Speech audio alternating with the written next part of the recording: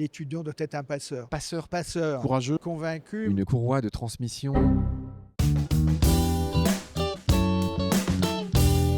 Comment on peut proposer à des jeunes, des étudiants par exemple, de trouver des actions, des leviers pour véritablement faire quelque chose face aux problèmes climatiques, aux problèmes de gestion d'eau? Quels moyens ils ont pour réellement entrer en action? Il y a ce que disait un philosophe qui était indignez-vous, quoi.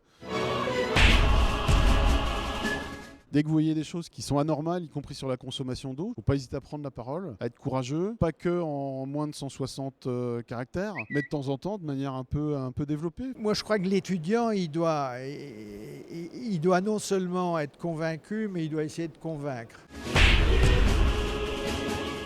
Ça doit être un passeur de science. Si jamais il a appris quelque chose, il doit essayer de l'apprendre aux autres. Le plus important, c'est de se renseigner